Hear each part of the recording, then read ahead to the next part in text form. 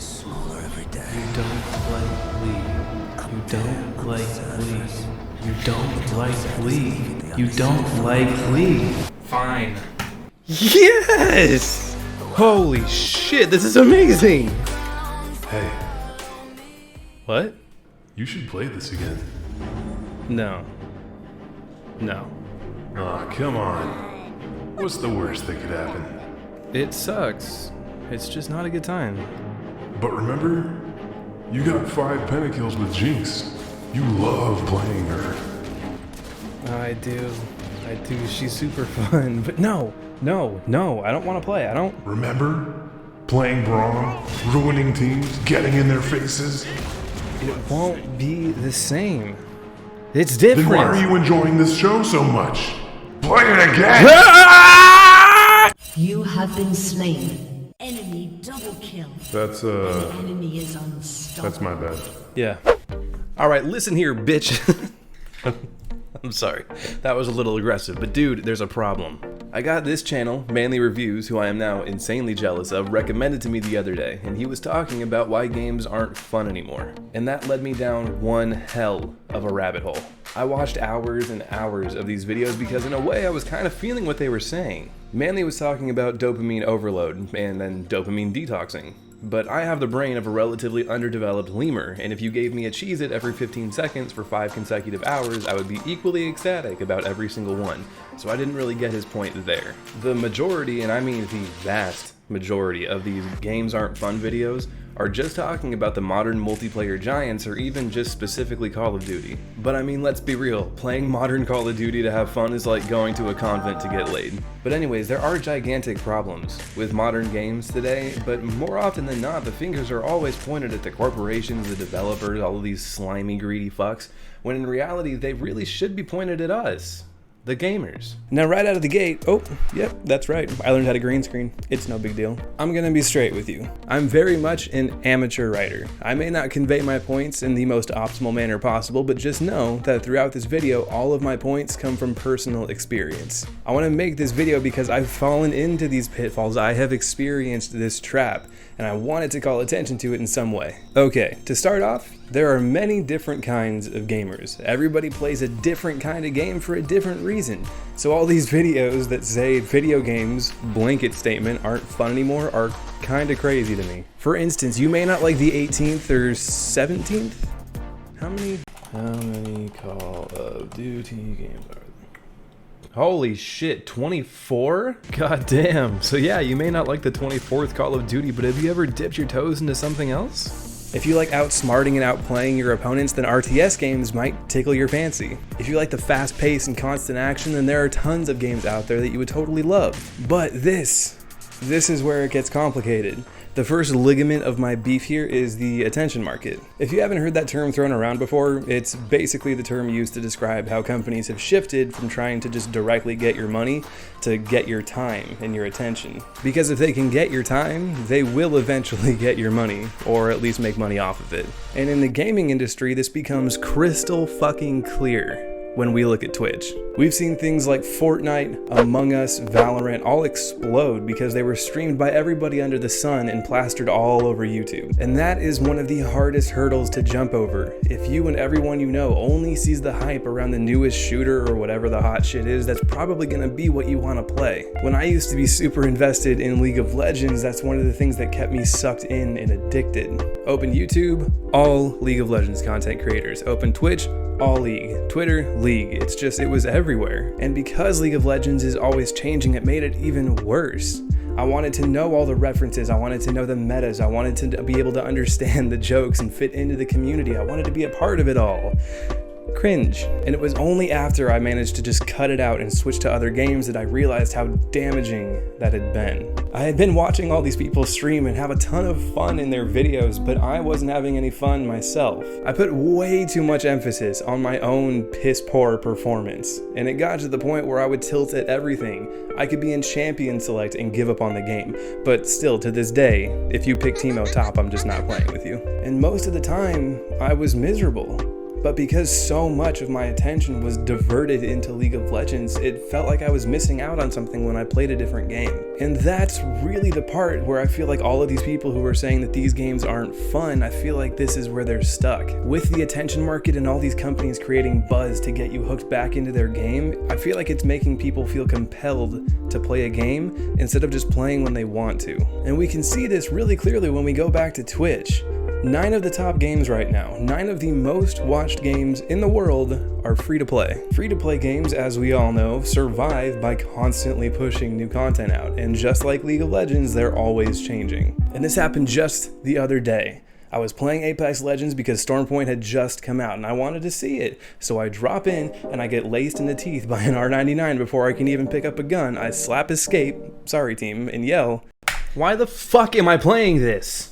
I closed the game out, pondered for a little bit, but then opened it right back up. Because my brain had little hooky wookies in it. Because with all the hype with everybody playing it on YouTube and Twitch, I felt compelled to play. I wanted to see Stormpoint. I wanted to experience all of the new weapons and gadgets, even though I didn't necessarily even want to play the game. And this is how the attention market works. It's companies creating buzz to say, hey, come look at all this new stuff that we made. It's awesome. Look, everybody on YouTube and Twitch is playing it. Come on. And so you couple that. You couple the massive amount of content thrown at you with the incentive to earn loot boxes, finish battle passes, or even rank up, and now you've got a system that's trying its damnedest to keep you playing long after you've stopped having fun. Day 2. How are you feeling about the green screen stuff so far? Yay? Nay? Let me know in the comments, I'd appreciate it. So right here is where we need to self-reflect a little bit. Are we playing these games because we want to, or because all of this marketing has conditioned us to think that these are the only games worth playing? And if you do really want to play these games, there is a side effect that comes along when you want to improve your performance. And again, this is all speaking from personal experience. My favorite character in all of League of Legends is Braum. But when I went onto the Summoner School subreddit in days long past and asked for tips with Braum, it wasn't really all that helpful. It was more or less just me asking, hey, how do I improve with Braum? Play some other shit. Don't play support if you want to climb, that's stupid. So I started playing mid lane, and I won't even lie, I got pretty good with Ahri and Lux, or Zed and Talon. I don't play Ahri, who the fuck was that? That's right.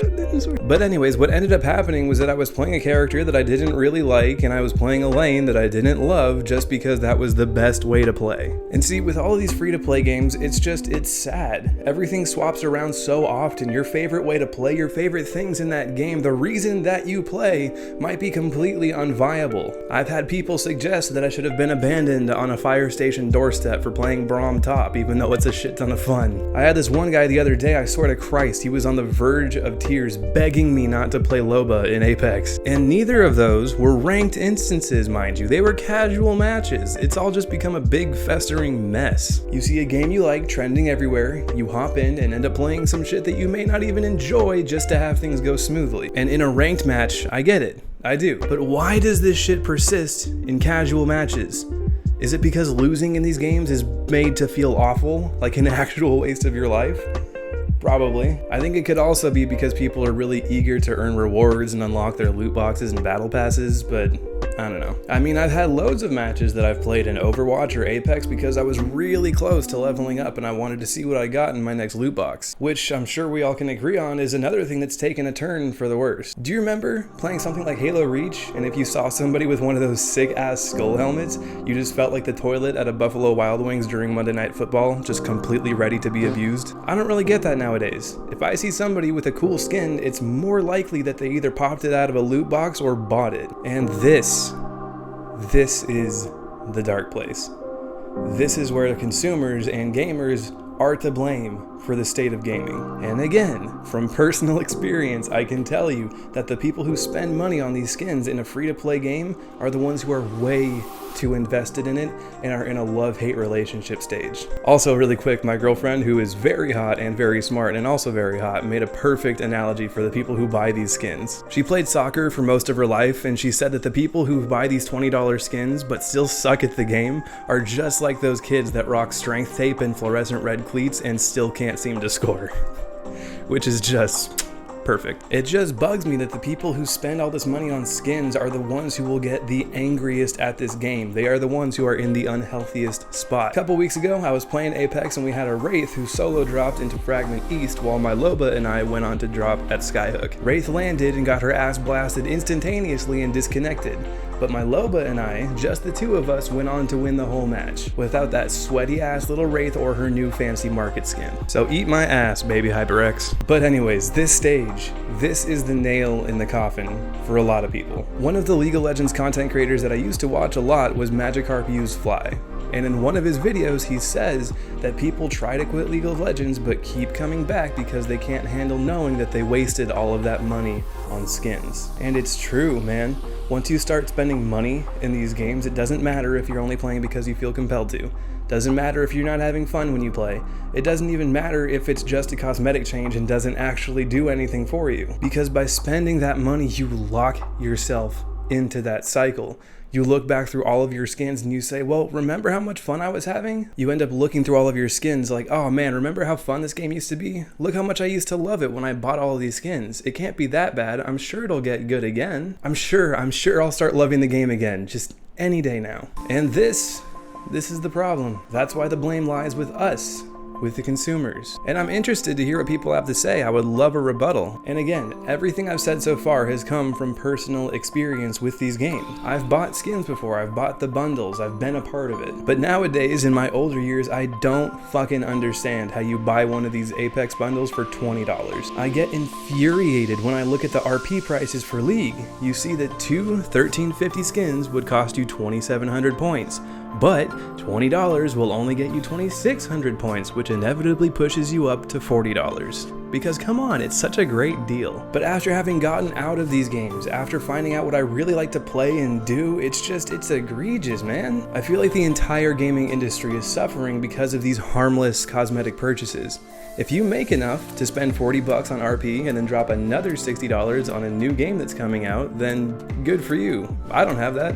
Never have. And it just bums me out when I know that there are people who are playing these games that would have so much fun in something else, but they dump money into cosmetic purchases, then sit back and go, damn, video games suck now. And again, I don't want to be all grandstandy, but I do want to encourage people to think about how their money affects the gaming industry, or any industry for that matter. Over the past 5 years or so, I've come to understand that you really do vote with your dollar. In real life, I've chosen to save my money as best I can so that I can spend it on eco-friendly alternatives. Because by showing companies that there is a market for plastic-free products or eco-friendly alternatives, it creates competition, and then boom, you have more options, usually at a cheaper price too. And you gotta watch out for greenwashing with all of that shit, of course, but it's the same thing with games. I really do think that if we stop buying these skins and cosmetics in these free-to-play games, it'll really turn things around.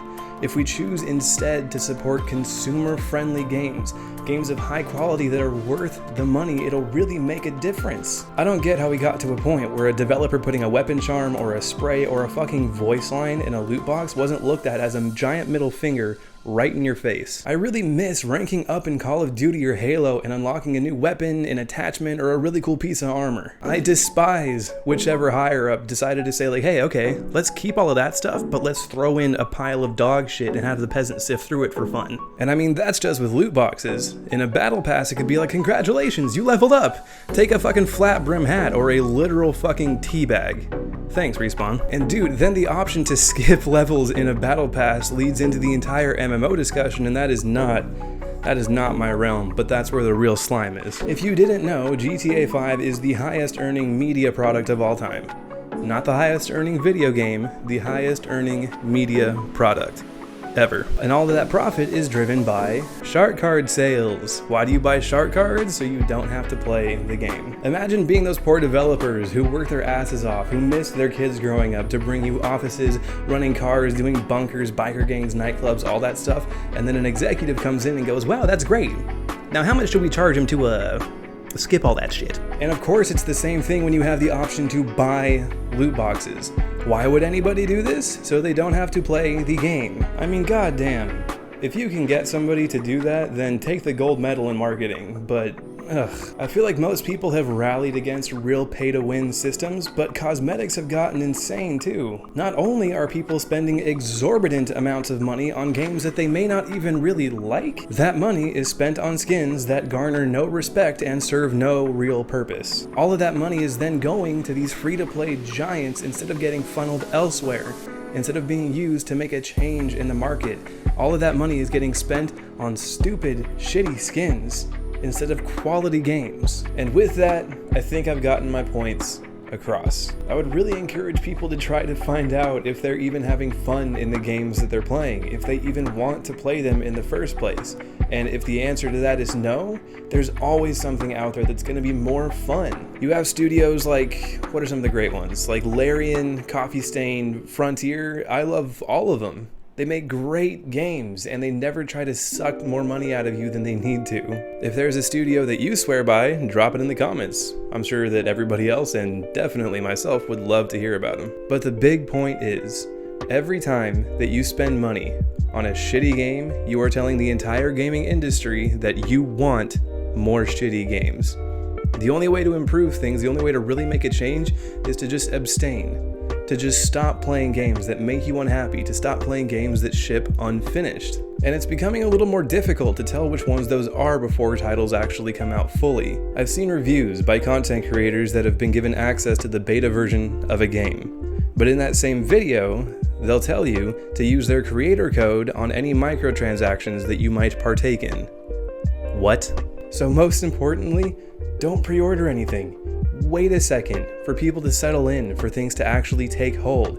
As of recording this, you have the whole fiasco going on with the Halo Infinite Battle Pass about how it's just obscenely difficult to obtain anything without spending money, just like Battlefront 2 was. So obviously these companies don't really learn from just one lesson. I think I've rambled on for long enough, but I'll leave you with this.